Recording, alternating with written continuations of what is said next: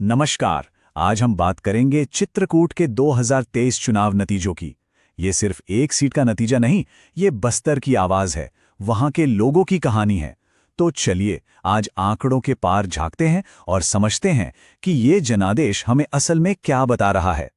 सबसे पहले ये समझना जरूरी है कि चित्रकूट की इतनी अहमियत क्यों है।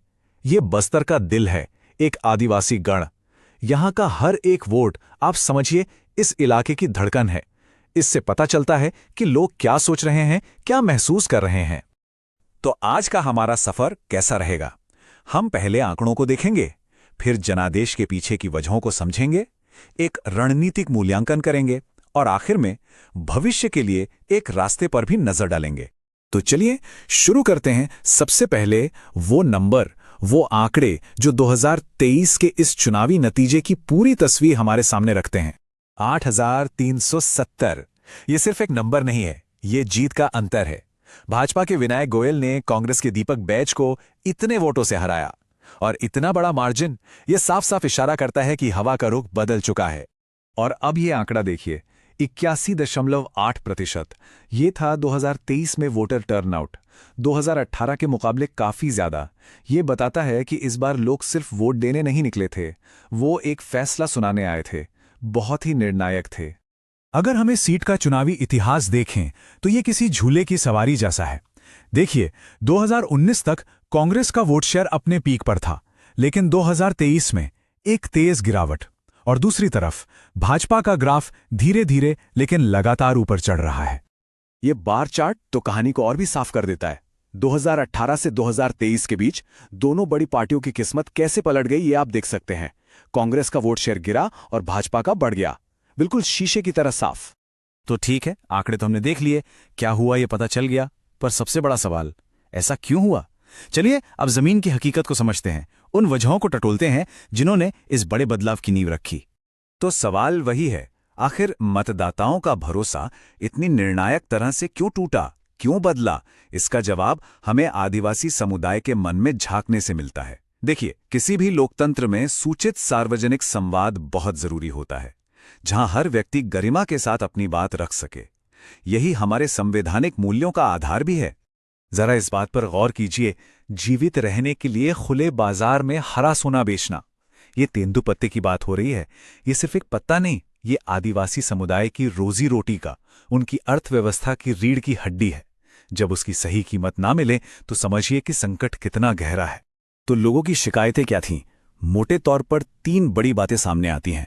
पहली, सुरक्षा और आजीविका की चिंता, जिसमें नक्सली खतरा भी है और अपनी वन उपज की सही कीमत न मिलना भी।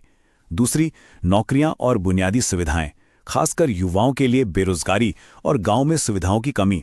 और तीसरी, अधिकार और विश्वास का मुद्दा, सुरक्षा बलों पर अविश्वास और वन अधिकार कानून को सही से लागू करने की मांग।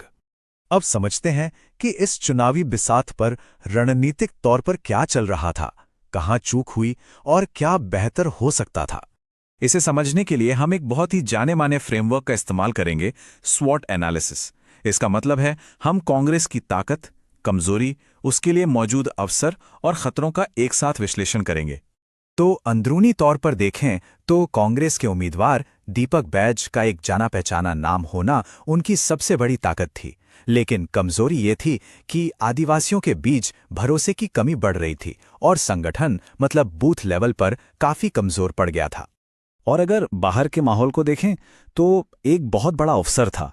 लगभग 36% आबादी 30 साल से कम उम्र की है, जिन्हें नौकरियों के वादे से जोड़ा जा सकता था। लेकिन दूसरी तरफ बस्तर में भाजपा का बढ़ता असर और माओवादी हिंसा का खतरा, ये दोनों ही बहुत बड़ी चुनौतियां थीं। तो ठीक है, हमने समस्या को समझ लिया, विश्लेषण कर लिया। अब बारी है समाधान की। आगे का रास्ता क्या हो सकता है?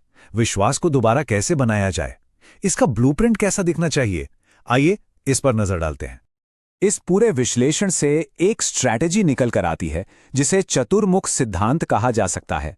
ये एक ऐसी व्यापक रणनीति है जो 4 मजबूत पिलर्स पर टिकी है।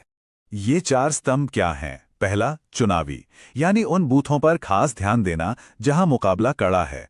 दूसरा, संगठनात्मक, मतलब बूथ कमेटियों को नई ऊर्जा देना, उन्हें फिर से खड़ा करना। तीसरा, नैरेटिव, यानी लोगों से जुड़े मुद्दों जैसे वन अधिकार और नौकरियों पर ही बात करना। और चौथा, संसाधन यानी डिजिटल और जमीनी दोनों तरह के प्रचार में सही निवेश करना।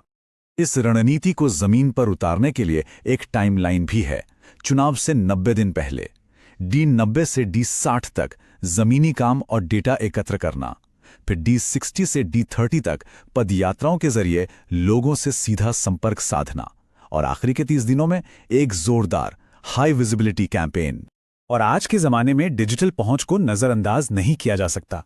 और जब हम डिजिटल माध्यमों की बात करते हैं तो ये याद रखना ज़रूरी है कि भारत के DPDP फ्रेमवर्क के तहत हर व्यक्ति की निजता और सहमति का सम्मान हो। इसी दायरे में रहकर छोटी छोटी लेकिन असरदार चीज़ें की जा सकती हैं, जैसे हर इलाके के लिए व्हाट्सएप ग्रुप्स बनाना, युवाओं से जुड़ने के लिए इंस्टाग्राम रील्स का इस्तेमाल करना और अफवाहों से लड़ने के लिए एक फैक्ट चेकिंग टीम बनाना।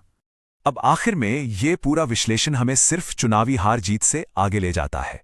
ये हमें शासन के असली मकसद, उसके मूल सिद्धांतों की याद दिलाता है। और शायद इस पूरे विश्लेषण का सार इस एक लाइन में छिपा है: अगर आप भीड़ खरीद सकते हैं तो आप शोर किराए पर ले सकते हैं, लेकिन अगर आप जीत चाहते हैं तो विश्वास कमाना पड़ता है। असली जीत लोगों के भरोसे में है, शोर में नहीं। तो हम आपको इसी सवाल के साथ छोड़ जाते हैं। क्या हाईटेक अभियानों और डेटा के इस दौर में जीत का रास्ता आज भी उतना ही सीधा और सरल है, यानी लोगों का विश्वास अर्जित करना? अगर आप एक जन केंद्रित नेता बनना चाहते हैं और अपने निर्वाचन क्षेत्र का उत्थान करना चाहते हैं तो blueprintstrategies.ai से mgr@blueprintstrategies.ai पर संपर्क करें या 08042041602 पर कॉल करें। राजनीति से परे उद्देश्य